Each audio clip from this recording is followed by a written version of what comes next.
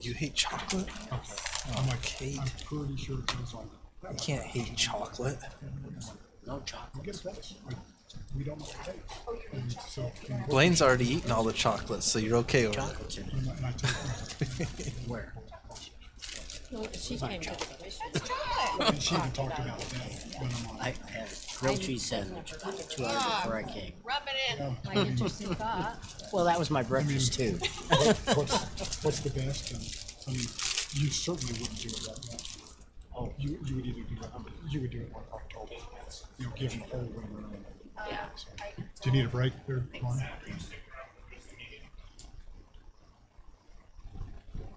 Easy go. No, I'm not going to. Okay.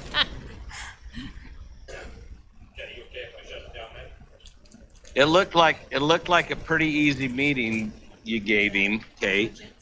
I paid her extra. Yeah. He said you gave me a pretty easy meeting. Let me know what that amount was so I can up it. That's a secret. Thanks, you guys. Thanks, Matt. Thanks, Matt. All right. Put it on mine.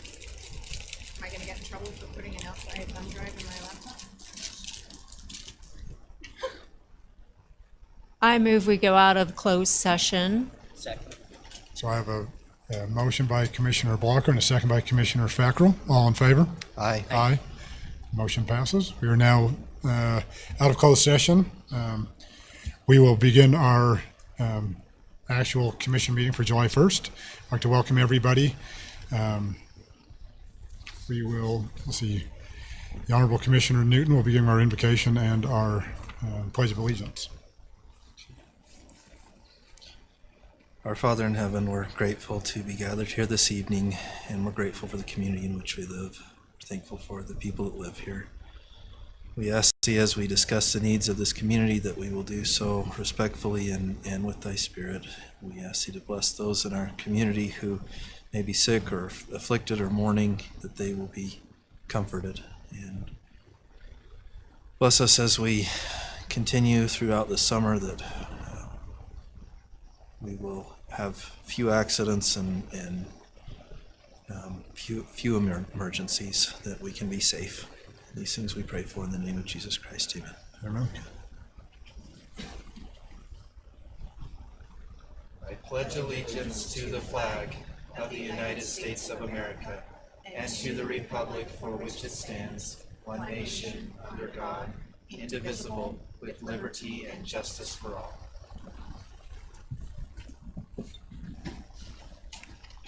Thank you, Commissioner Newton. Okay, our consent agenda items. Does anybody? I move to approve the consent agenda items 1 through 8. I'll second it. We have a motion by Commissioner Fackrell and a second by Commissioner Blocker. All in favor? Aye. Any opposed? Okay. Any declarations of conflict of interest? No. Okay, seeing none. Chair, Yes. do we need to mention that Matt will not be here the rest of the meeting? Oh, thank you. Yeah, Matt will not be in attendance of the rest of the meeting. Thanks for that reminder.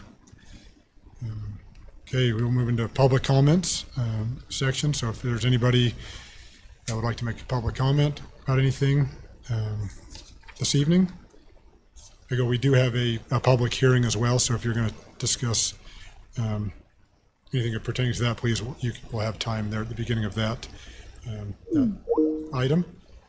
Please limit your comments to 3 minutes. So we'll open that up to public comment. Seeing no public comments, we will exit public comment, and we have a presentation for the Morgan Valley Car Show recap. Okay, I have asked for and it looks like there's only 3 of them here. I thought I'd have the whole group. But as we explained last week how successful it was, I wanted them to come in and give us just a little bit of a presentation on what occurred, some pictures, photos, and that kind of stuff, and they can answer questions if we have any. So it's up to you, Toby and Kurt and Earl. Which one do you want me to pull up, Toby? Do the first one that is Look up there and see. Not the car show advertising.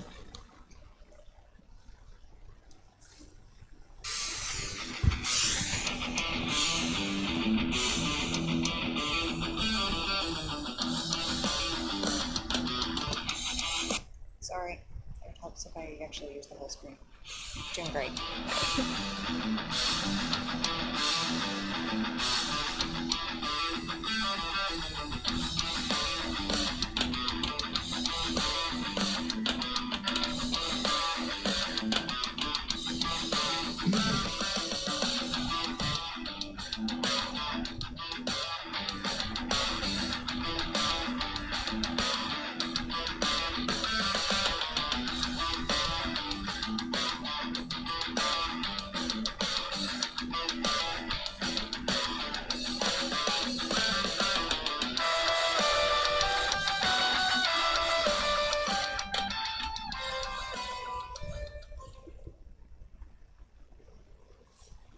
And this next one is the burnout. Is this from this year? Yes.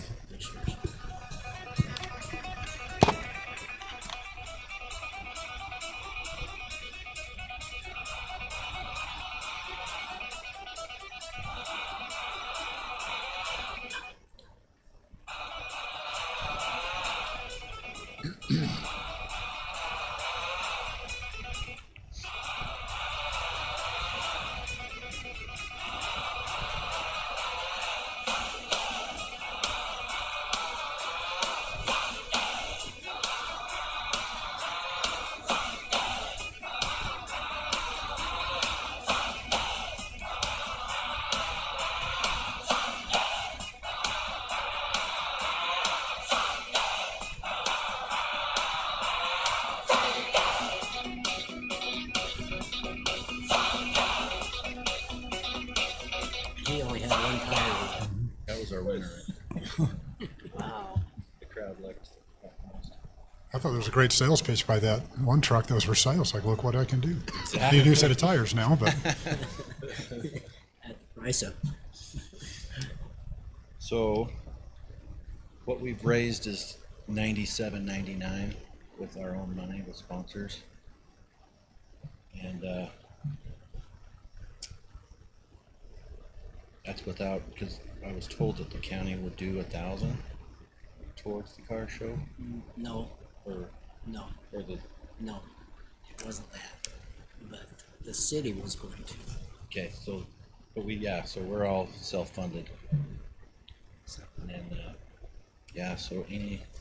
so last year we had 226 cars, this year we got 240. And we have the possibility of possibly getting up to 300 before we outgrow that space. We need to add maybe hopefully something in the future, but we're on that pathway.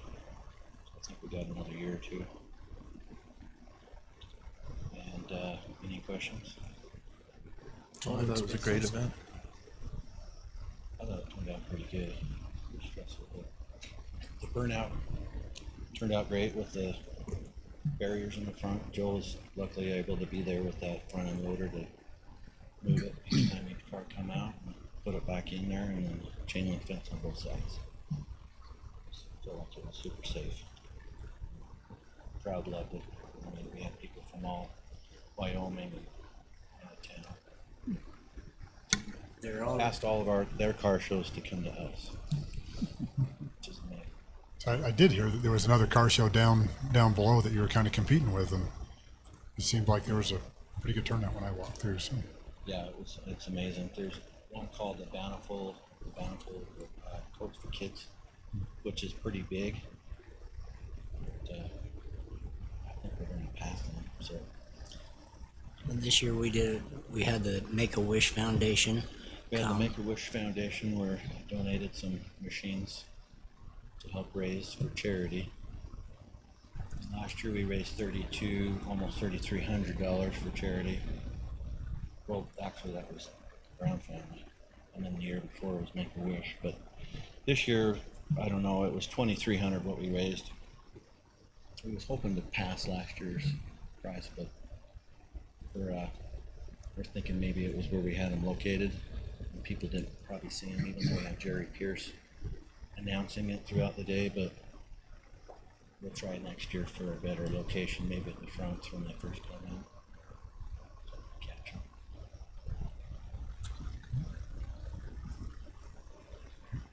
Is there any way to kind of guess about how many attendees kind of walk in through? I mean, I know it's just kind of a shot in the dark, but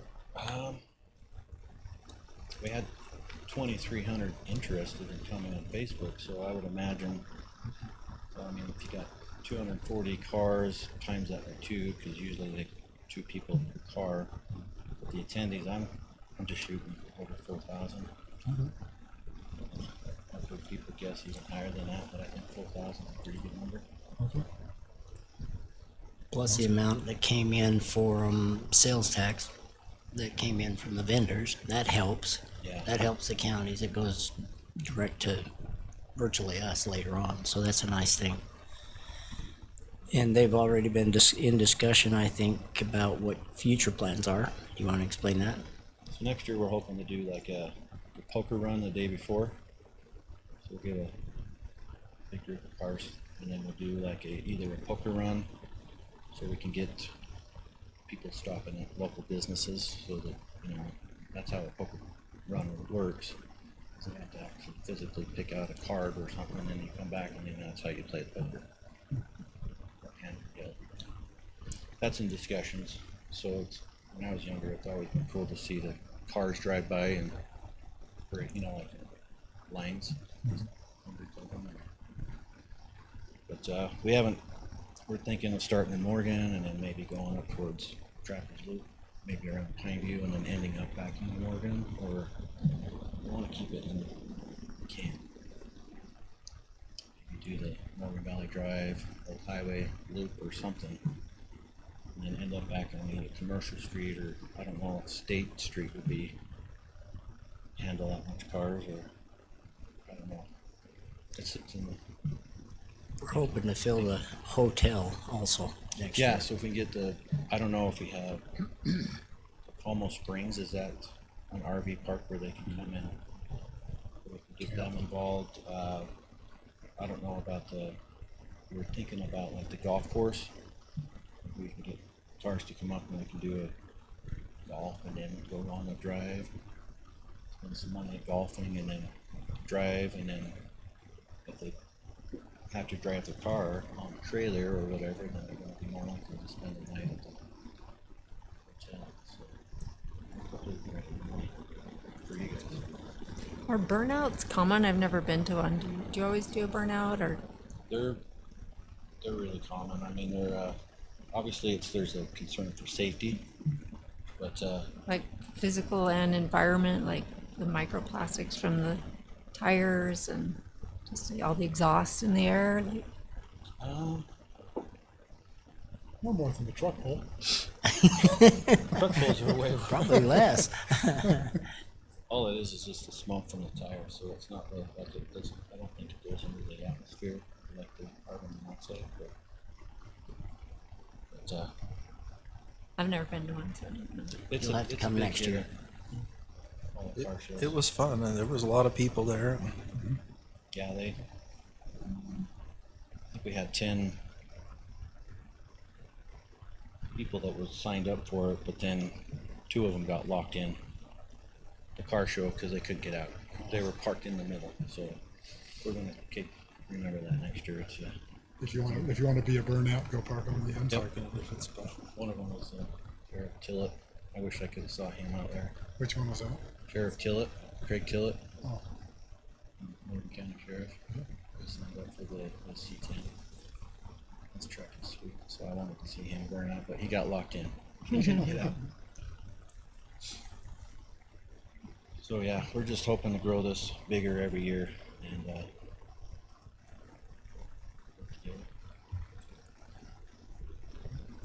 I want to just commend you guys again and your wives, because I know your wife in particular was super, super involved in this. In fact, she did a lot of getting everything put together. yeah, And without her, it's like yeah. And I mean, there was Jason Mill's wife that was in there. I know that Kurt's wife was there helping out. Earl's. I mean, everybody had them there helping. And I just think the event is something that at that time of the year around Father's Day, since all the fathers seem to love their cars, but there's a lot of women that love their cars too. And so it's an event that I think is something we should continue. I just want to commend you for the job that you guys did. And it was fantastic, and thank you. Agreed. Thanks. Okay. Thank you. Thank you, you guys, for coming. Unless you want to say something else. Okay, on to our action items. We've got F1, Kate Becker. So with big revenues come big expenses. We had only estimated 5,600 in revenues for the car show. As of the time I submitted this, there were 470 in revenues. So I didn't have enough in our expense budget to pay the last invoice. So this is just to increase the estimated revenue of the car show. Sorry. Is that for me? Okay. And I then thought, I thought you were bringing some for each one of them. so this is to increase the estimated revenue of the car show so that it can offset, which is more than we took in, which is to offset the expenses that I need to pay. So it's not coming out of GR. It's revenue is already earned, but we have to increase the estimated revenue so I can increase the expense line. Okay. Mr. Chair, I move that we approve the budget adjustment before us, amount of $3,300, increasing the revenue line item. I have a motion by Commissioner Newton. Do I have a second? Second. And a second by Commissioner, I guess I should have just waited for the second. And a second by Commissioner Do it Fackrell. just like you do. Okay. All in favor? Aye. Aye. Any opposed? No, seeing none. So I'll get shirts to a T paid. Motion passes. Thank you, you guys. The next one is your opioid settlement funds have habitually been deposited in the county's sundry account, which is a financial way of saying miscellaneous. Those are restricted funds and should not be in sundry. And they did just change the state law on this that I attached to the packet that went into effect July 1, just to remunerate that. So this is the reason it's coming from general fund balance is because this was essentially this 117,036.69 is what has been deposited into the sundry account in the last few years since of us getting opioid settlement funds. And so at the end of the year, those funds have rolled into the general fund balance. So I need to remove it out of the fund balance and into a restricted fund. And there is one more that you don't really need to vote on because we can correct that in another way. But let me pull up that. So that's all of these deposits we've had to date. Except for this 2,598.56. Since that came in this year, I can correct that with a journal entry. But it's all of these deposits since December of 2022 have gone into the county sundry account, and they should be in a restricted fund. So that is my ask to the commission, is to create a new fund, restricted fund specifically for the opioid settlement dollars, and to transfer what was deposited into sundry into that restricted fund in the amount of $117,036.69. So you're saying that on this, it's 119,000 that we've received so far, 119,635. Correct. So that's that last deposit that came in this year. Correct, that's minus that, Okay. because all of these other deposits were in previous fiscal years that have since rolled into the fund Okay. balance. All right. And And so then from we'll now journal on, this entry- new one will be Correct. all in the new fund. Correct, and then we'll do a journal entry to move, should the commission approve this, to move this last deposit into that fund as well. But it will not require a budget adjustment out of fund balance for that amount. So what we're voting on is to create that fund first, Yes, well, create the fund and then move these monies into it. move the monies into the fund, yes. So we have two different motions there. I think we can make it as one. Mr. Chair, I move that we approve the establishment of the opioid settlement fund, Fund 62, and authorize the transfer of $117,036.69 from the fund balance to the new opioid settlement fund, Fund 62. Second. I have a motion by Commissioner Newton and a second by Commissioner Fackrell. All in favor? Aye. Any opposed? Okay, motion passes. Joe, I made a mistake. So on this item, when I send the agenda, it gets sent in Word and it gets sent in PDF. The PDF was correct. The Word was missing your item, and the Word document is what gets posted to the state website. So this was not noticed correctly. So therefore it cannot be heard today. However, it's also missing a document. So it's going to get pushed to the July 15th meeting. Am I going to call you?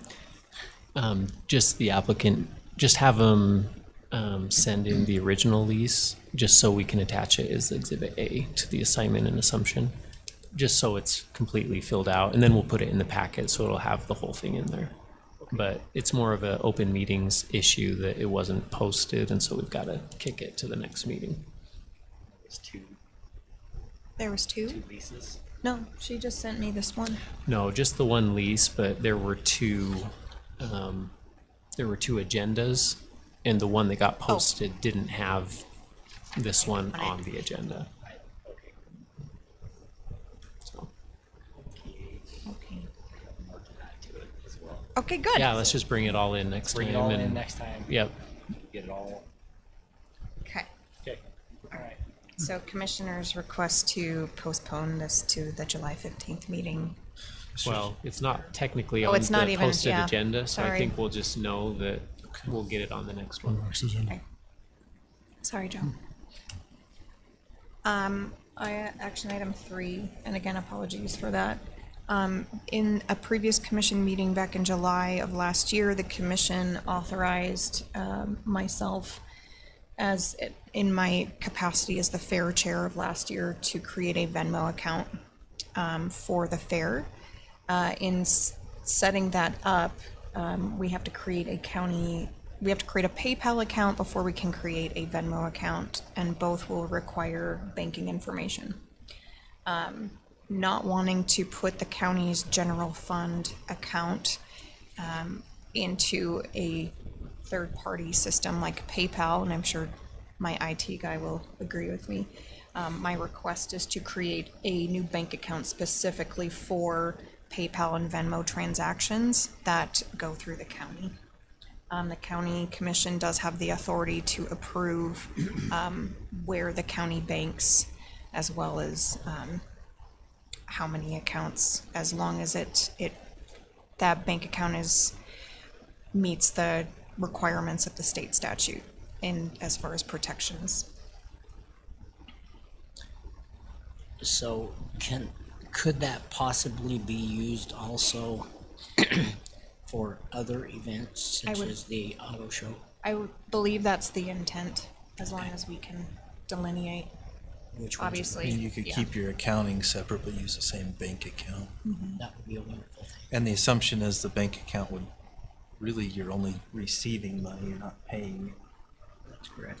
Correct. So, We're not going to think Venmo that- people.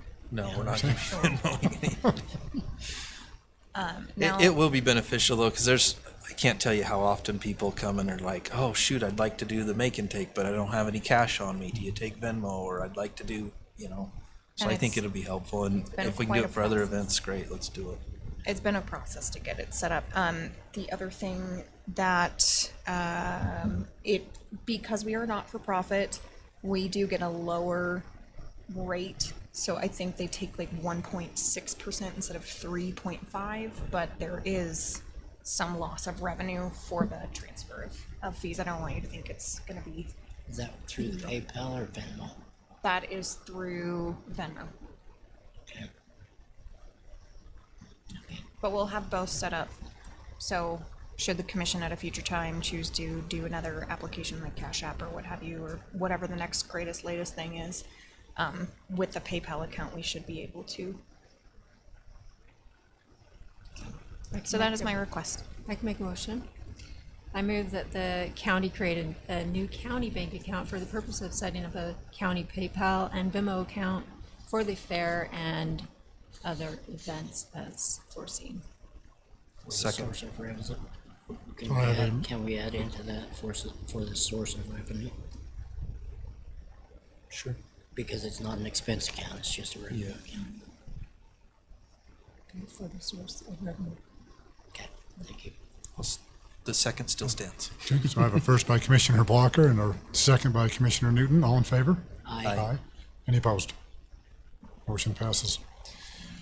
The next item says me, but I had nothing to do with it, so I don't really want to speak to it. I just put it on the agenda.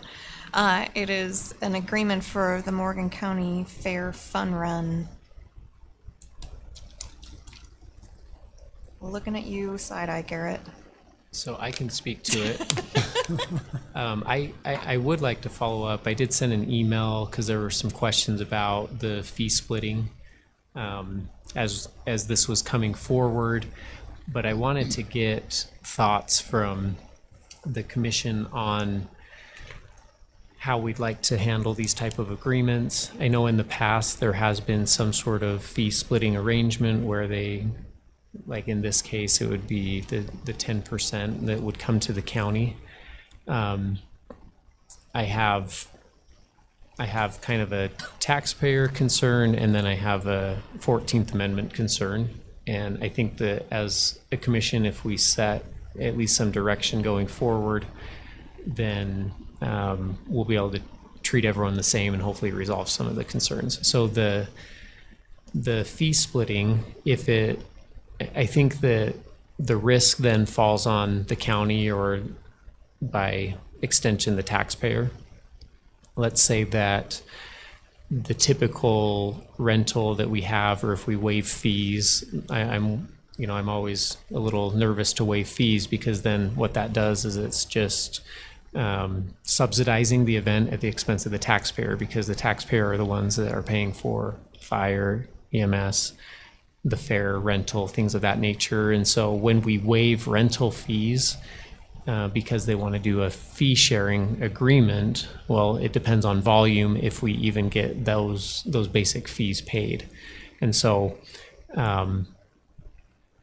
my recommendation in general, my recommendation would be, and I know it doesn't fall with this agreement, but my recommendation generally is that we charge the normal vendor fee, because any vendor fee is charged based upon the impact to the county facility. And then we have people that go and clean it, and that is taxpayer dollars. There is a chance that it could be profitable and actually be to the benefit of the taxpayer. But because we're a government entity, we are subject to the 14th Amendment and the Equal Protection Clause. And on occasion, people try to sue the county for discrimination. And it's a really easy defense to say, well, everyone is subject to the same vendor agreement, and this is what we charge. It's based on square footage or whatever the mechanic is that we outline. If we are doing these fee splitting arrangements, then it should match every time, and everyone should be entitled to one. If we give it to one, we give it to others. But maybe there's certain events that we're like, well, we don't want to participate in that event because, maybe it would be like the beer garden, but we don't have the same controls when people drive away, and now there's a higher liability. Or maybe it's something where people are doing something that is a higher risk of injury and things like that, and now we're being a joint participant and subject to the lawsuits. So those are some of the thoughts that I had. And as far as coverage with USIP, we did reach out to Johnny Miller on the profit sharing, and he says that profit sharing itself doesn't necessarily trigger or disqualify us from coverage. We would just have to have all the indemnification provisions in the agreement And so from, as far as a USIP coverage side of things, those concerns were assuaged. It's more of the treating everyone the same and taxpayers subsidizing events that,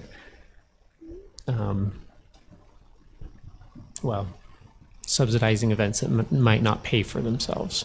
So those are the concerns. Other than that, as far as the agreement goes, they do say that they will list the county on their liability insurance. They have to get that to the county no later than July 15th, unless otherwise agreed in writing. We have that Morgan County is not liable for the damage claims. That doesn't mean we're not sued, and that we would then have to argue that the contract makes us not liable. So those are my general comments. Any questions? I have a question. It says in number 3 right there, it says the renter acknowledges and accepts that they are renting all facilities and grounds at their own risk. Yet this is on a day of the fair, so they can't be renting all of the events. I mean, the facilities and the grounds. So how do we change that language? Because they're not. Well, it's just the facilities and grounds that they are, That they use. that they're using. It doesn't mean it's all of the. So this facilities. isn't outlining what they're renting. This is just saying anything that you're renting, it's at your own risk. You're accepting it as is. But I think you bring up a good point that we could narrow the scope, because I don't know if it's narrowed elsewhere in the agreement. Because they're not just going in county. Well, they are going. Well, they're not going on county. Totally on county facilities. They're going through the city too. Right. Which they'd have to work But that out then, with the city then separately. the city would, it's kind of that premises liability is like anything that you're using of us, it's as is condition. And so we're just disclaiming any liability on our part. Because I know on that day you're going to have where they've got it from 7 a.m. to 9 a.m. That is when you're going to have livestock people coming quite heavily at that time of the morning. No, this is the week before. I thought it said on the. It says August 2nd. Okay, all right. Because they've got No, the it's horse show. not. It It shouldn't be says August August 2nd. 2nd. It should be, July 30, even on 28. August 2nd. My understanding was it was gonna be the week before the parade. Did that get changed, Vaughn? I thought it was that. I didn't think it was. Yeah, I don't think, I didn't that'd think it was be August July 2nd, 26th. because That's that's the what it was. day of the livestock auction, August 2nd. That's right. And that's My why I say- understanding was it was supposed to be the day of the parade, which is, what day is that? It's the Saturday 26th. prior. July 26th then. Thank you, July 26th. So we're gonna have to clarify that one too. Because if it's on the 2nd, they're gonna have to start earlier if they wanna not get in trouble with too much traffic. Well, if it is on the 2nd, I'd suggest not doing it on that day and just move it. Yeah, that needs to be changed. She does that for a second. I thought she had talked about in the week of the parade, or the day of the parade. Okay. She's saying that the business license application does say August 2nd. And that's what the calendar, or the updated fair calendar shows the 2nd as well. So if we did this, I think they might have to have a different route. And ending at the fairgrounds, but I'm worried about, for safety reasons, what's gonna happen. Because by 9 o'clock when they end, there will be traffic. Yeah, I don't think that's a good Especially on that time day. at all. And just so everybody kind of understands how this came about, so the folks from On Hill Events reached out to our fair coordinator and said, hey, we'd like to do an event in conjunction with the fair. And we said, okay, that could be a fun extra event that people might want to participate in. But, we don't have the resources to do all of this on, under the fair board. And they said, well, we'll handle everything. if you'll help us advertise it, you know, we'll give you a share of the profits. So that's how it came to be. I agree the date, that's not a good date. It can't happen then, I don't think. It's gotta be the week before, and that was what my understanding was initially. So I'll text Haley and ask about that, but as far as the profit sharing type thing has gone, we have done that in the past. It's been with like the beer garden. We've done that in the past where it's a profit sharing thing. We've had a couple other situations. They're typically not a typical vendor. You know, generally, if you're a vendor at the county fair, you're leasing a space to set up a booth. And when you're doing something like this, it's very different because you're not leasing a space to set up a booth. You're doing something in conjunction with the fair, and really, to me, it's more of an advertising agreement than anything. And maybe we could even change it to be that. Like maybe it's just an advertising agreement and it's not a facilities use agreement. And they're just saying, hey, county fair, help us advertise this. We're going to do this event in conjunction with the fair, and as a result, we're going to, you know, pay you. I don't know. Maybe does that change? I think it changes the analysis on the equal protection, because then anyone can choose to advertise with us, and maybe there's some criteria. Because I don't see us I can't providing really think of anything- anyone coming to advertise obscene things, but maybe there's some criteria where we, Yeah. have some limits so that it's not just wide open. But then it would be a policy that we've adopted where everyone is bound by the same policy, and we're not picking and choosing which ones we're engaging with based on what they're doing or how much we support it. We have just some criteria so that we apply the same standard across the board. And then at that point, if they're renting the facilities, we're not subsidizing a for-profit organization with taxpayer dollars by waiving fees, anything like that. It's all, you've got your vendor agreement if you have this space, but for advertising, yeah, we'll do the profit sharing. I like that idea. That's a thought, and I think it relieves some of that. The truth is, we're not really using the fairgrounds other than a start and end point. It's not like it's it's just not a ton involved in it, Right. Yeah, they're not even anyone can use the parking lot, so there's really no impact. I think part of the race, depending on how many are there at the trail that we've got paved or along that area, but I don't know how many's gonna be involved. I mean, if they're thinking of the hundreds. And depending on how many come, they may need, I think that they would need EMS on standby, and there's fees associated with that. They may need a special event permit, but that's only if it's really well attended. And they will have to start earlier than 7, I think. That's just my thoughts. I know the 24th of July marathon starts at 5 o'clock in the morning, or 5:30.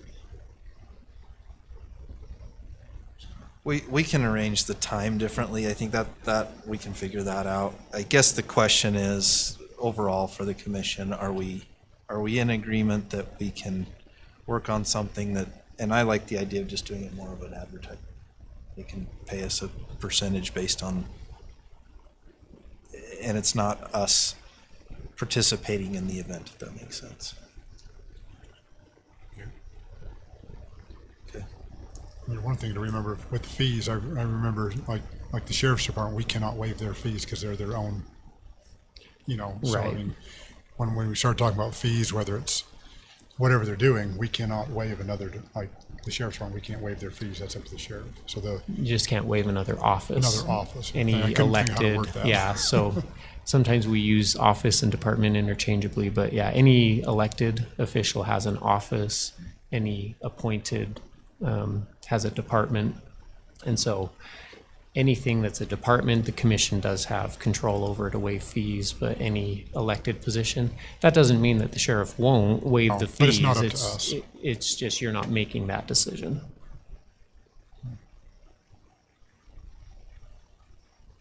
Okay.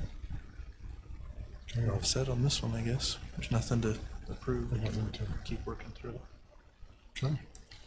Well, I think that they do want the approval of the agreement, and maybe it would just be subject to The date further change? negotiation on the time or date or time? Or do you want it just to come back after those things are clarified? Their timing is the 15th. Yeah, I mean, we're getting tight now, so I don't know that we've got a lot of time. I mean, I guess we can approve, Because we'll be here on July 15th, and as long as they've got their insurance by that date, they're still compliant. so would you recommend that we approve, I guess we don't have a finalized agreement, but we can approve it subject to Garrett's final review and approval? Well, I think it's not so figuring much out the my dates. review and approval, it'd be the date and time so that it's not a safety risk, right? If it's conflicting with another event at the fair and people coming in with probably trailers and, I'm just worried about where they're coming in at, because they're going from the fairgrounds, Como Springs Road, 100 South, 200 East Street, to the high school, East Young Street, then back onto Commercial Street, back to the fairgrounds. My problem is from the return to the fairgrounds. That is the question. I mean, that's the safety And there is issue. the trail they could run on, but I think if they were done maybe by 8, it probably wouldn't be a big deal, but I think 9 is a little late. Yeah, because the kids are getting their stuff ready at 8 a.m. Well, we also have that west little parking lot. I mean, they could go a different route that would make it to where the safety issue would be up towards the Round Valley Golf Course. So would it be a motion to approve the agreement subject to clarifications on items in number 1? if they came back through Como Springs, is that gonna be And an then issue at end that out. time? So that they're coming in the opposite way where less people are, Yeah, if they don't come through that initial where it crosses over and everybody's coming in with their trucks and their trailers and to get, whatever they're coming through with at that time, because they're getting ready for that sale. And the sale, I think, is at 9. I'm not Usually sure. starts at 10 usually. Is it so 10? the sale Yeah, it starts. starts at 10. Okay, so the sale starts at 10, but they're getting their stuff ready before that. See, I wonder if they just reverse the direction, head out that direction at But then 7 they- in the morning they and come come back. back in through Back the Como other way. Springs. Yeah, So and then that they're might dumping be in the- the back and there's nobody That would back. be a Not- better yeah. way. okay. Yeah. So I think, yeah, Kate's suggestion to approve it subject to clarification of paragraph 1, just for safety purposes. Yes. Fair enough. So I'll make that motion that we approve subject to the change on paragraph 1 with the dates and times. I'll second it. I have a motion by Commissioner Newton, a second by Commissioner Fackrell. All in favor? Aye. Any opposed? Motion passes. Vice Chair, permission to bump up the public hearing item and do the Kent Smith Park discussion after? Okay. Yep, that's sound. Anybody have a? Do we have to do I mean, I think we could do the other one pretty fast. Okay.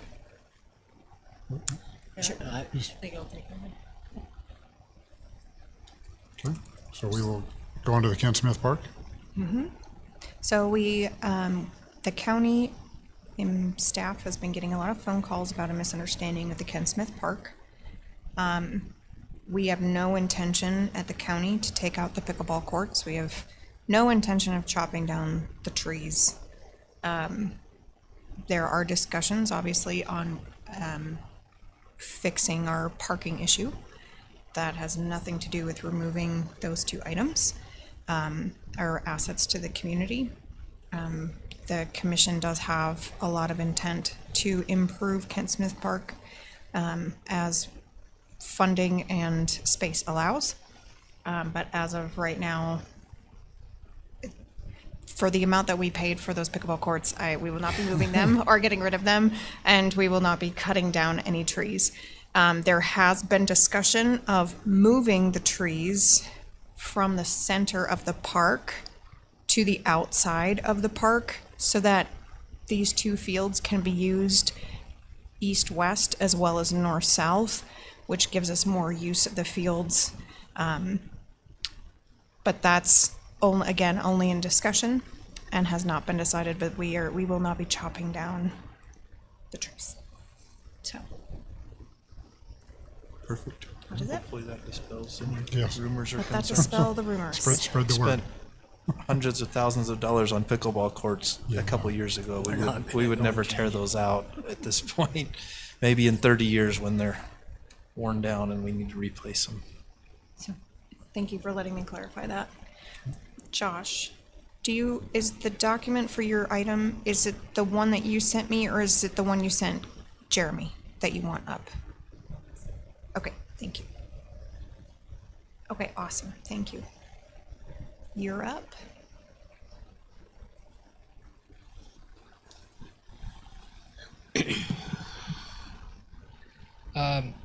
Planning staff was directed to create a cemetery text amendment approximately 3 months ago. We worked on drafting the text amendment by pulling other communities' cemetery texts, and then finding that many of them were convoluted, overly confusing, or fairly non-existent. We drafted our own. Pretty much what I did was I took away the difference between public and private, combined them into a single definition, because state statute allows for cemeteries to be run by both municipalities or by private organizations. So I didn't think that we should prohibit private when it's allowed by state statute.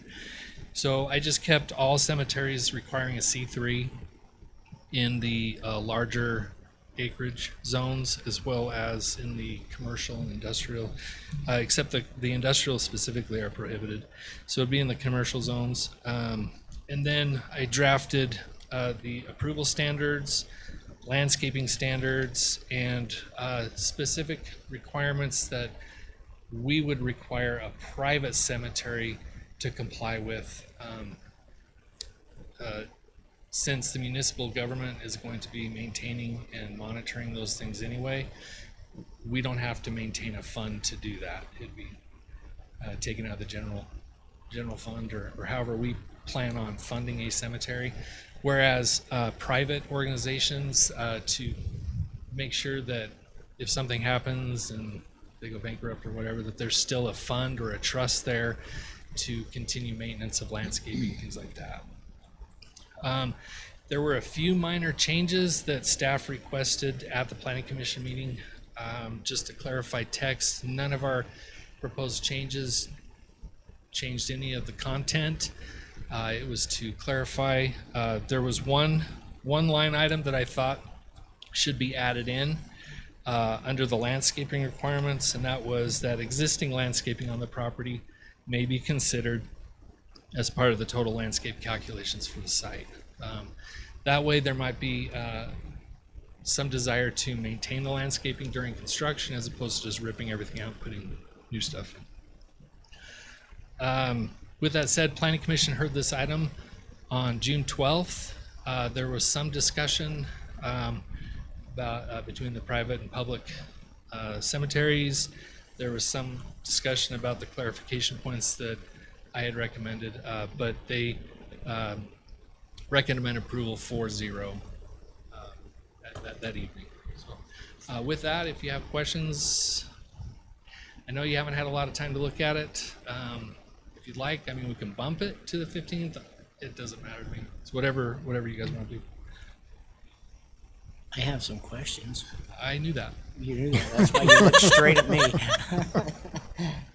Okay, and then as far as approving it or not, I kind of would like to have a little more time, since we didn't get it until 12 o'clock noon. We're around about there. Anyway, my questions are, in here you've got at least I think it's an arbitrary 5 acres. Is there a reason for that? Well, I mean, that is an arbitrary number. I was trying to pick a number that would be large enough that could accommodate quite a few graves that would fill out in a short amount of time, but small enough where a company that's just starting out might be able to purchase because land prices are pretty high right now.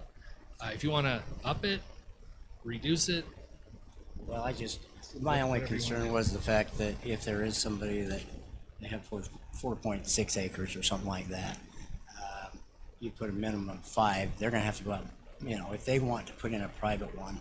I'm just trying to determine, is it a necessity to have a minimum? Because since all cemeteries, I don't know how many acres that Mountain Green Cemetery has. If it's 5, 10, 15, 20, I don't know. Do you know, Garrett? It's not that big.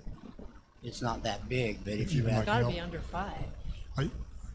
My thought is, I think like on a private cemetery, I think you kind of want a minimum so that not everybody's trying to put one in for grandma, grandpa, and their cousins. right. You want it big enough to where it's not just the family cemetery. I can see a minimum, what that number is, but I don't want, all the neighbors start putting in cemeteries next to the ADUs. That's Yeah. gonna get crazy. Right. On, I on agree top there. of that, if it's a private cemetery, you're going to want them to have enough plots where they can continually maintain it on an ongoing basis from the fees and funds that they collect. If it's too small, then Because I know like at Milton, my neighbors are on the board and it's all volunteer. It's a shoestring budget to Right. get lawnmowers and to sell enough plots to be able to maintain it and donations and things like that. So, But is theirs bigger than 5 acres? I'm looking it up right now. I'll Yeah. tell you. So that was my only question on that part. I've got more questions, but on that part, the minimum of 5 acres, I don't know how many can be put in there, whether or not it's profitable. I'm just trying to say, is that something that could be potentially changed? If somebody comes in and says, hey, I've got 3 acres I want to put into a cemetery here, and this is the plan according to what you decided here, according to the code. If they could make it work on 3 acres, are we going to reject it just because it doesn't have 5 acres? well, based on the way it's currently written, we would reject it. But Okay. if you want to put in additional language that clarifies that, adding that the county commission on a case-by-case basis can approve smaller acreages, that's something that can be added in. That might be good because I'm showing that the Mountain Green Cemeteries was expanded in 1997 so it's about 2 acres now. See, in Milton is 20.47 if you take the whole thing, which is the hill all the way down, but where the actual cemetery is, you're probably closer to about 7 or 8 because they just extended out up to Thurston's Fence. But the entire plot is just over 20 acres for Milton.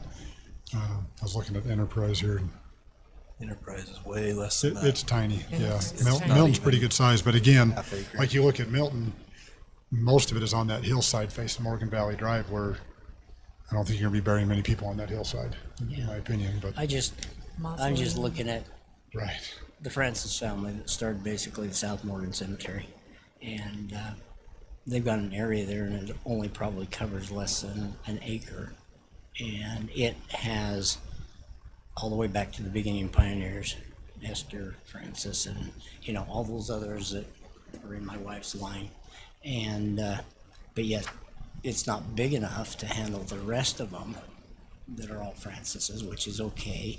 But what I'm saying is if somebody could start out with a small one and then eventually move into a bigger plot area, that's my only thing. Is I'd like to have some language in there that basically will allow something at a lesser size than just that.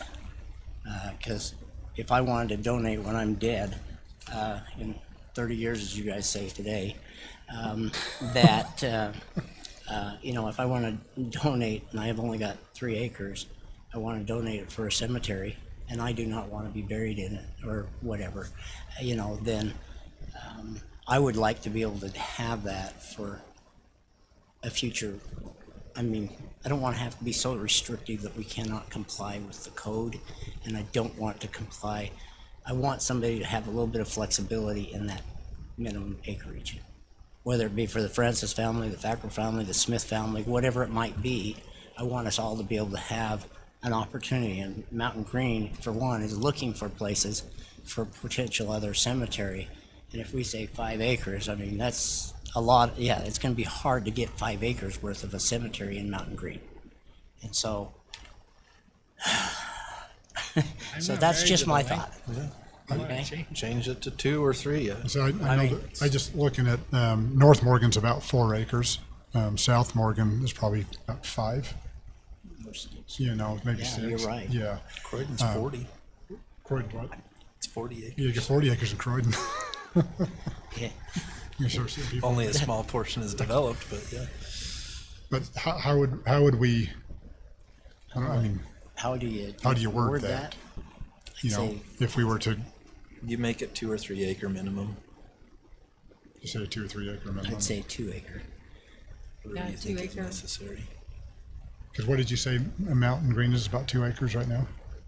I mean, do we have an idea of about how many plots you can put per acre? Is there a, I could work it out if you want. I'm just but curious, I'm just curious, I mean. I don't know. I know Matt was trying to do that the And other I day. could call, I mean, like I said, my neighbors with the Milton, they just opened up a section, he's got it all plotted out, how big is it, and how many plots you got there? Yeah. You know, I could ask him and get that information if you guys would like it. Yeah. This is about what you get per acre. Yeah, it'd be nice Google before says we- 1,250 plots per acre. Google says that? Yep. And then it was very helpful because it says if 2 people are buried per plot, the potential is 2,500 per acre. Doubled, oh.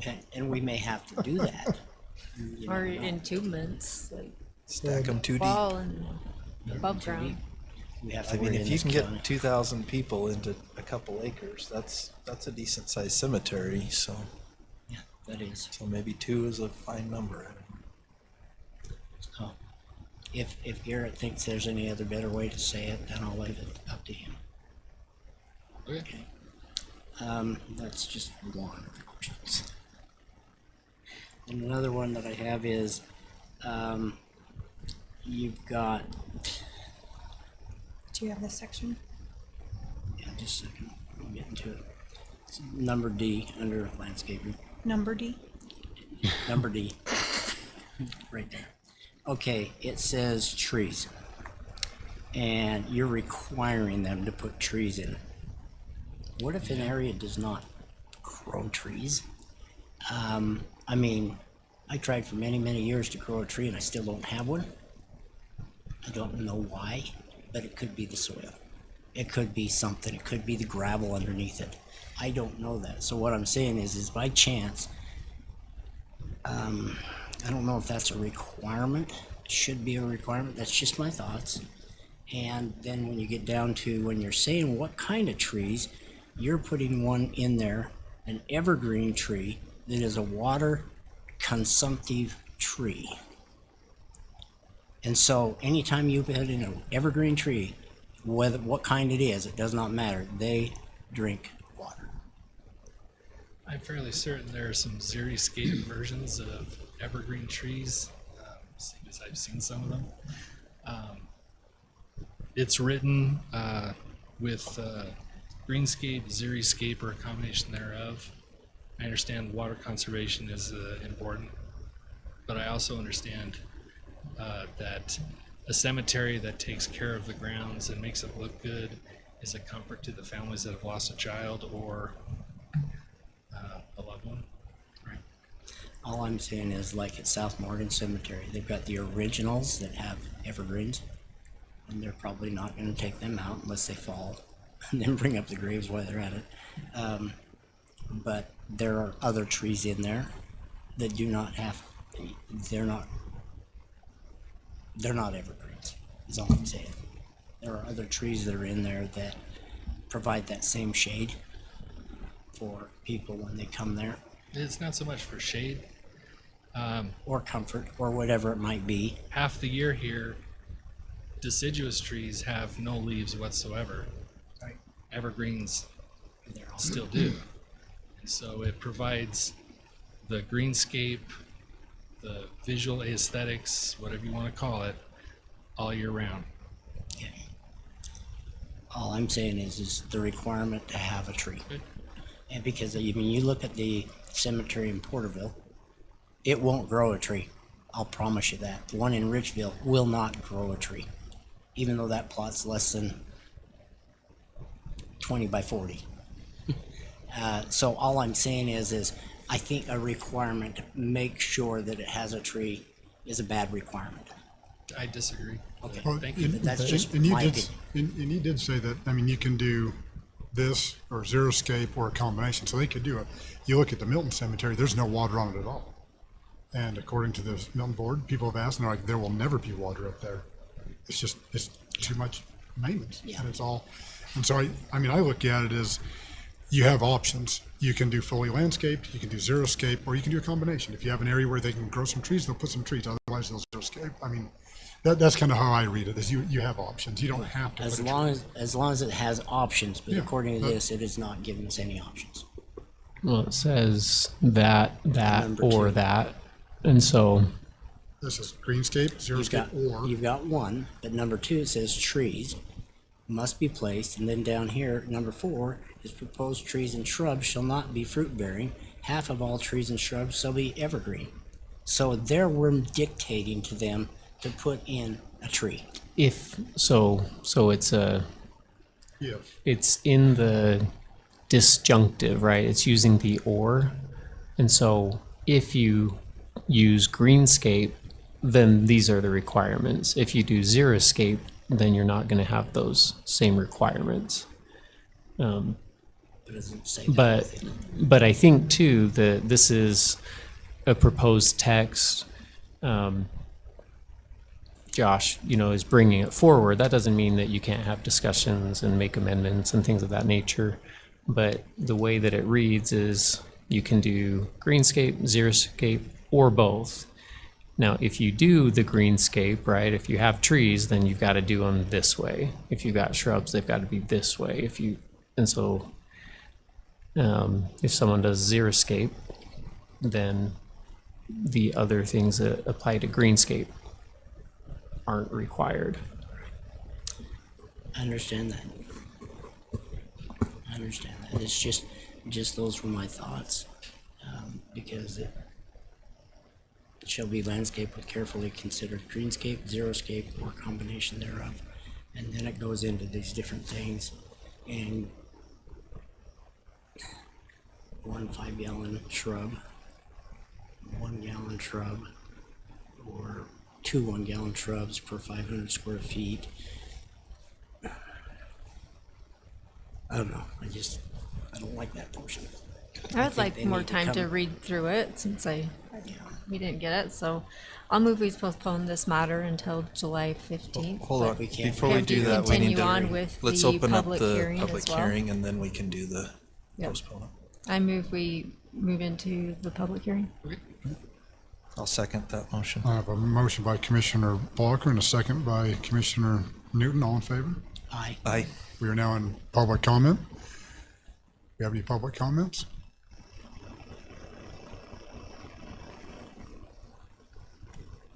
We're looking at what's on my screen. So you haven't seen it yet either. So Yeah. I have a motion to leave public comment. Yeah. no. Seeing no public comments. Move to close the public hearing and reconvene the public meeting. I have a motion by Commissioner Newton, a second by Commissioner Fackrell. All in favor? Aye. Aye, we are out of public hearing. I move that we postpone this Yeah. item until a future date, whichever one you want. So I have a motion by Commissioner Fackrell to postpone to, Gosh, you July have a- 15th or Please July do it to a 15th. date certain. yes, I was gonna say, Sure. do you want 2 weeks? Would you like a month? What How What do you long think? you want? I think it's written pretty well. I think it's the best cemetery. I'd say order. you want? I'd Can we say- send you Personally. our thoughts and suggestions? Yeah, if you want Back to do and that, yeah.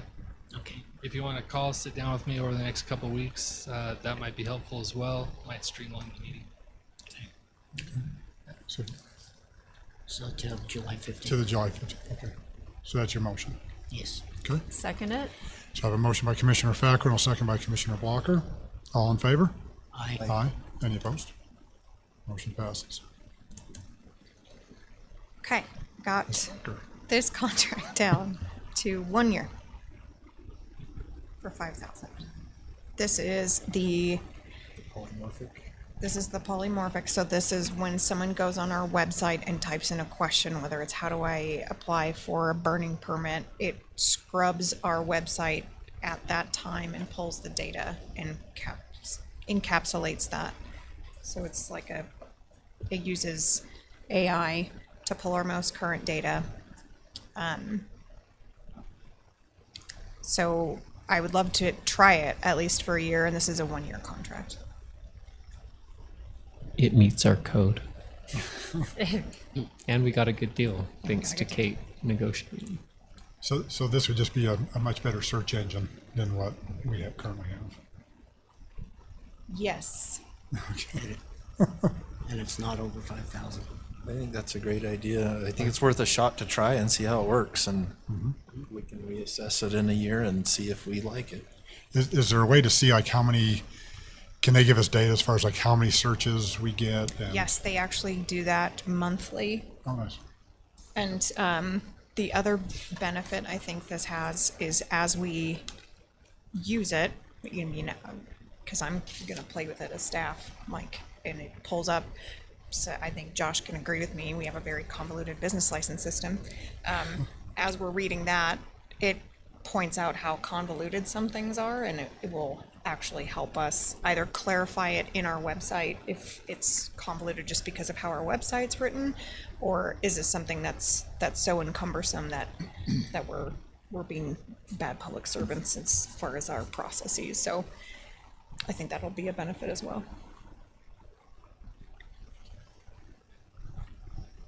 I think it's a great idea to just. Did you guys get to try test it? streamline. Just play with it. Yeah, I get to test it. I haven't tested it at all. I sent the link. Oh, okay. Oogie. I think anything to I help will the try people that. Yeah. to be able to find information. And like I say, sometimes you get into our website and it's hard to find some things. And if this will help pull that stuff out, make it easier. And it'll be on the bottom of every page. So it doesn't matter if they're on the planning commission agenda page or if they're on the home screen. It'll gives them the option to pop in a question about anything and everything. Well, I don't know about that. I mean, they might let "where do babies come from" might not show up on our search, but unless it's on our website. Mr. Chair, I move that we approve the agreement with Polymorphic in the amount of $5,000 for the AI search and chat bot function for our website. And to come from non-departmental. Yeah, to come from non-departmental fund. I'll second it. I have a motion by Commissioner Newton and a second by Commissioner Fackrell. All in favor? Aye. Aye. Any opposed? Motion passes. Okay. We're into commissioner comments. Commissioner Walker. Okay, yeah, so this week I was able to attend, since it's interim session, UAC policy steering committees we met this last week. The Communication Development Committee, the Criminal Justice, and the Government Operations Committee, and just kind of talked about different legislation that might be coming forth, and our concerns and maybe what we want to put forth. And then I attended the UAC Justice Summit on Thursday, down at their headquarters. That was a good conference talking about behavioral health resources, Medicaid updates, homelessness updates. They also gave a tour of the Huntsman Mental Health Crisis Care Center. And then I met with our county recorder, Sean Rose, and he educated me on the new Parcel Fabric program, which is way better than hand drawing them. Holy cow. So excited for them and the county to use that.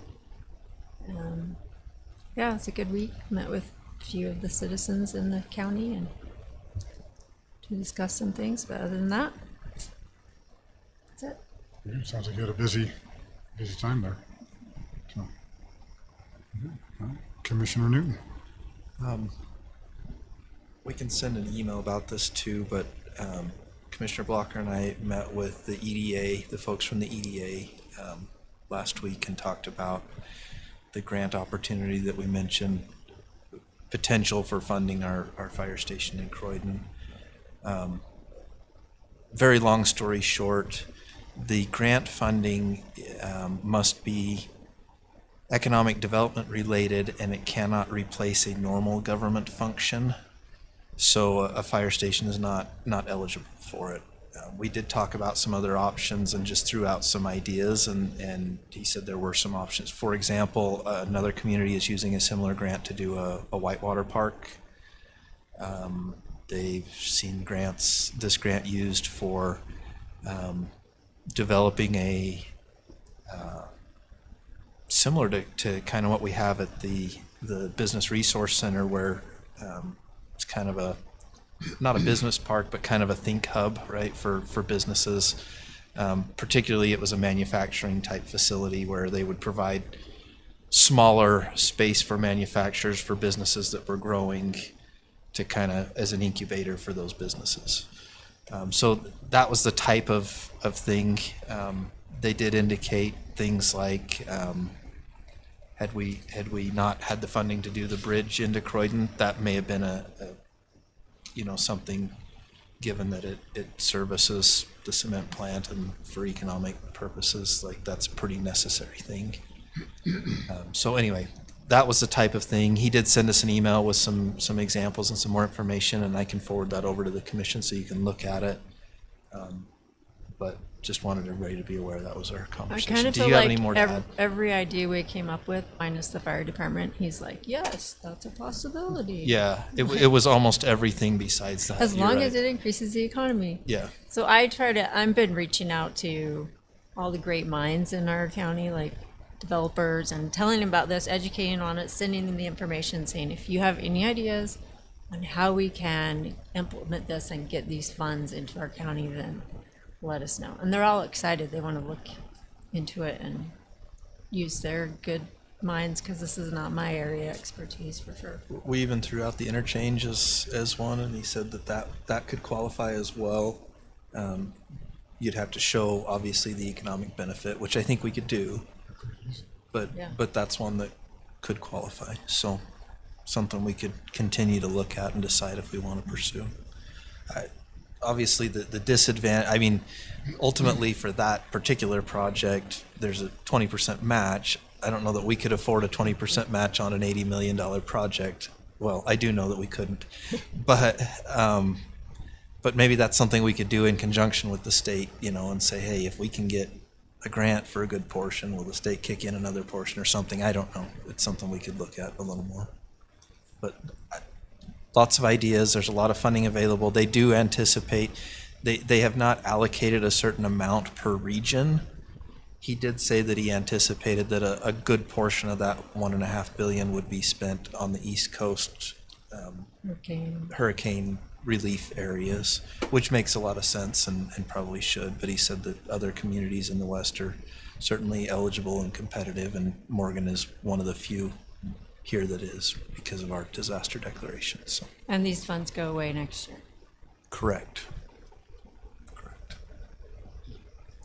You know, when next year?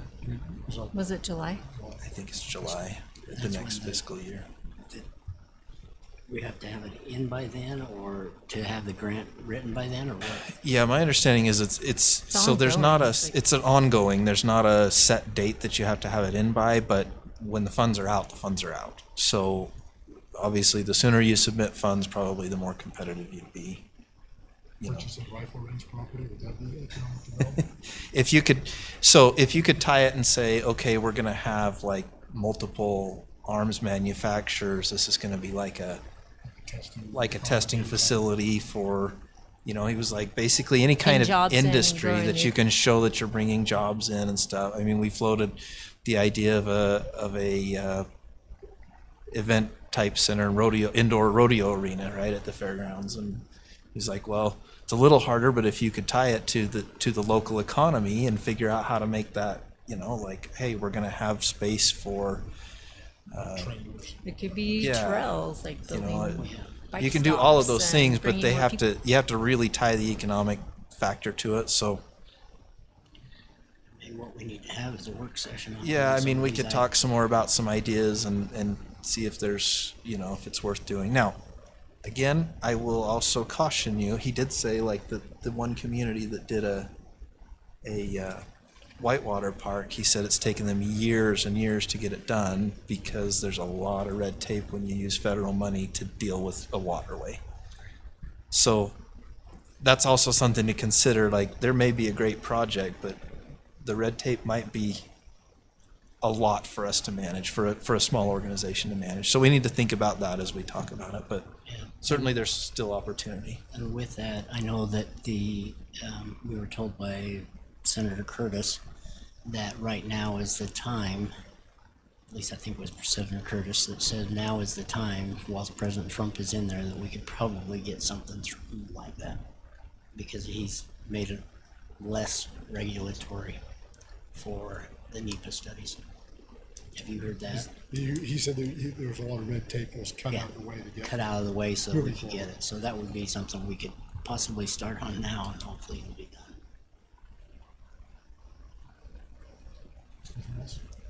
That's all I have. Commissioner Fackrell?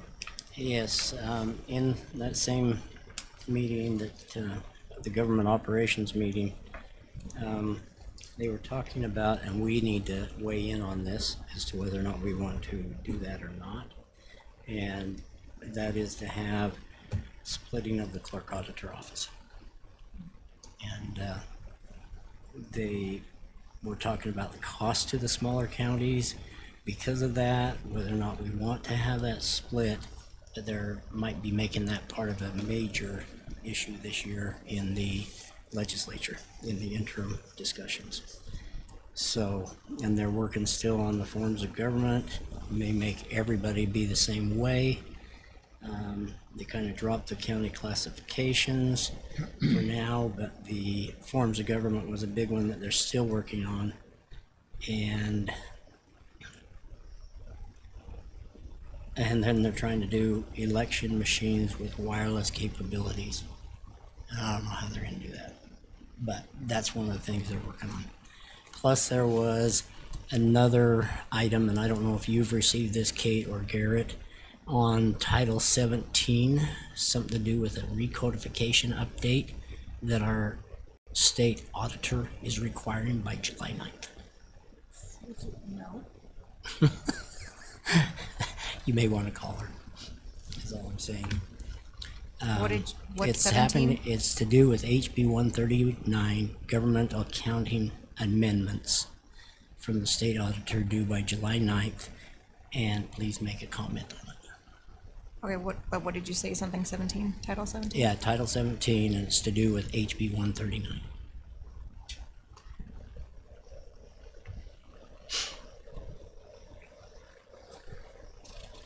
That was one item. Also, if with HB 48, the Wildland Urban Interface, we need to see if what that law is, if there is a problem that affects our county because of that, and we need to make comment on that, and I don't remember who it was to. Do you remember, Raylene? Okay, I don't remember that. Other than, UAC website. We can go to the UAC website and make they have the May and June interim summary that talks about these things. And then, I don't know if this has been done yet, but we need to know whether or not we're gonna do a letter to UDOT, or a letter, or we're gonna talk with UDOT, and this was not in any of the PSC's things, but I keep being contacted by Senator Curtis's office about the letter for the interchange, so we can keep the other interchange open. And so we need to get a letter, You were gonna do that. what, You were gonna do that. do what? Write the letter? I don't write that. You're going to reach out to who you knew at UDOT, because the Oh, letter has to yeah, come Ryan from- Halverson. Okay, I'll reach out to Ryan. I forgot that. because the letter has to come from UDOT It's gotta come from, with our Ryan. support. Yes. Okay, and then at Nuke, I had a meeting with them on Friday last week, and we are, as far as the I-84 interchange for funding, they are putting their full support behind that as one of the top three this year. So that's a good, at least that's what it was on Friday. It may change, but if it changes too much, I'll squawk. And then the feasibility study grant that we applied for a year ago, I think it was. It was in your first time here, so that would have The been last floodplain year. one? Or which The one? feasibility study for trails and the potential of That trails. one? The which one? The UDOT one? No, it was one to the federal government. And I don't remember all the details. You did the grant, but I don't know what the results were. And WFRC said to ask you whether or not we want to try to apply for it again, because there's money out there for that. So I'll get you in touch with Okay. the person with WFRC. So it's a trails grant? Oh, it was a trails feasibility plan for the old highway between Mountain Green, 4300 North, and Are you talking about the SF 4A? yes, that one, SF4A. So the commission allowed me to apply for that up to oh my gosh, it's been a hot minute, Yeah. $30,000 match. Right. But the project overall was $31 million. Remember? Yes. No, not the feasibility study. It was only less than $100,000. It's the study itself is already done. Okay. I Can you show it to me? Yeah. Do you want me to show Or it to you send right it now? to me? No, just send it to me. Okay. Okay. Anyway, we can talk on that later. Also, Vaughn and I attended a meeting with the DWR a week ago, and we basically, and Vaughn really reiterated the fact that with the East Canyon property, that we needed to try to help it be a showcase for other land purchases throughout the state. And that we can negotiate, we can work through things, and we can try to get everything to work out on this to where it's not all WMA and not all just state parks. But there's a lot of people that came in on this. We should try to tell them the vision of what this purchase of land was, and that they, by doing it, I mean, we can have our NICA course, we can have the backcountry trails, we can have the regular hiking trails, but they did say they would not do OHV trails, which is fine. And there's going to be some closures and all that kind of stuff in it. But anyway, we had just a meeting with them so that way they could get our thoughts and everything. And then there is a stakeholders meeting later in July that both Vaughn and I will be at again, that will include all the stakeholders in it, in this discussion. And I don't know if Vaughn wants to mention anything more on it. And that's all I have.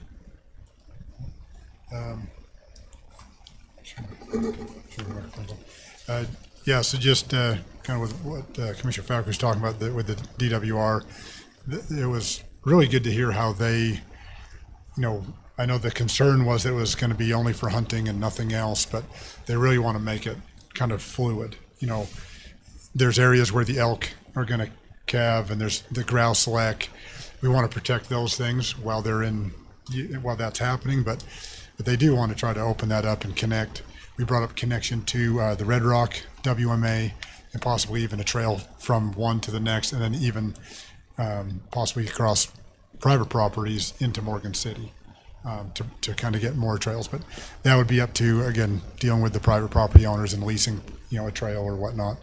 But they were very open to, like I said, like Commissioner Fackrell said, making this kind of a model for how communities and DNR, DWR, and these different entities work together to try to get even more funding from the state to get more public access and more properties for different ideas, just kind of thinking outside the box. It was a very productive meeting. I'm looking forward to the one in July. It'll be good to see all the other stakeholders coming together. They did have a good meeting with the NICA course people, and sounds like they've got a good plan to try to get that going and I know those funds, we asked for an extension on those funds towards next year. But now that we're, working together and moving that forward, I think it'll be really good to get that going, so we can get people up there. And again, that's more tourism, people in races and things like that staying here. So see here, there was a couple things that did come up. The EMS, they're looking for people in Croydon, specifically for EMT classes. So as people are out there talking, whatever, they're really looking toward, because of this, the new Croydon fire station, they're really needing some people up that direction. They're going to be doing classes, if I remember right, it was Monday through Saturdays they'll be having classes. He says the new deputies are learning quick from the sheriff. He says they're learning quick. There's 2 to 3 arrests a day, so it sounds like this time of year is kind of busy for our sheriff's department. So they're getting baptized by fire and getting ready for the high school kids. So it'll be good. Trying to think, there's Boyd was saying that they're looking at the Peterson Fire Station to take effect August 1st. So we're within a month of we'll be taking over that fire station. It was kind of what he was aiming for. So I drove by there, and Will with WPR was out. WPR Fire and Road District, not WPR itself. He was out there with his guys. They were doing some training out there, and I kind of honked and waved at Will, and just some super good guys there that work with their fire district. I've met them down to Hines, and they're excited to kind of team up with the county and make this actually work really good together for our residents. So that's pretty much all I had. Can I bring Yeah. something up as well? So I was kind of reviewing some planning commission meetings today, and I observed that there was a question about our geohazard ordinance text amendment. And I haven't been able to go track down the meeting where the commission directed staff. But what I recall is that Commissioner Anderson was making comments about how you can engineer anything, and having a slope, and maybe Commissioner Newton remembers this as well. But my recollection is that the commission directed staff to do a geohazard text amendment, and then they were asking that I meet with Commissioner Newton and Commissioner McConnell before he left to get his insight. And we had the meeting, if you remember, out in the atrium, and Commissioner McConnell joined remotely, and we basically talked through that text amendment because I was trying to gather information to share with Josh about direction the commission wanted on what that would look like.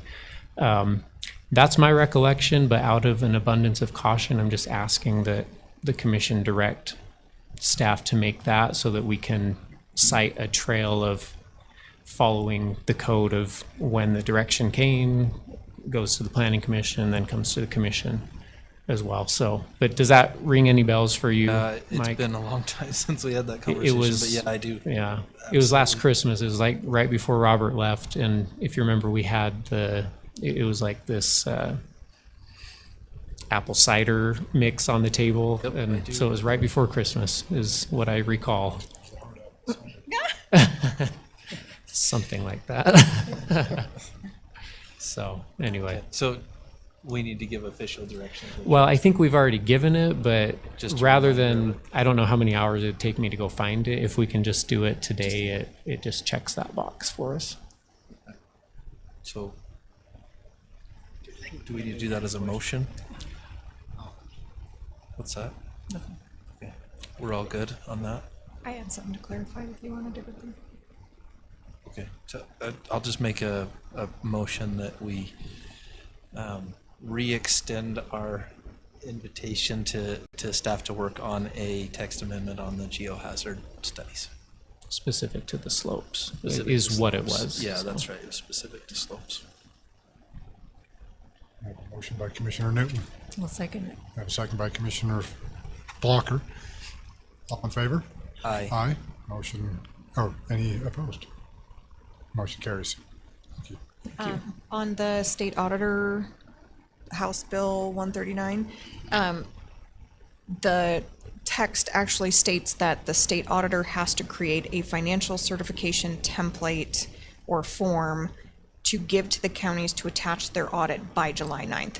So State Auditor Tina Cannon needs to create the form by July 9th. And I just searched for it, and it says template draft, and then it says error 404. So it's still not created, but once it is, we just need to attach it to our audit. So even though we're submitting our audit already, That's on, it's, the state auditor has until July 9th to create this certification form. Which we still, you as a commission haven't gone through. Right, we haven't gone through it yet. Yeah. And So we I didn't think have that's a- what it is you guys go through it and then certify that you have been through it and agreed to the, So are we having an audit committee go over that, or are we just doing it as a commission? usually we have the audit committee. Right, So but we just got the, okay. I didn't know if we were gonna plan on having one or not. I figured Leslie would set that up. Okay. When Garrett started, sorry, I heard Commissioner Blocker said something right there. Did you have a comment? I'm good. I'm gonna wait. Thank you. Okay, I just didn't want anything I was ignoring. Oh, no. I did hear it, all of a sudden it was, he started. Oh, yeah, I wanted to you're make great. sure we recognized you, so. Is there any other comments? I move we adjourn. I have a Amen. motion. We don't need a second, right? No. We can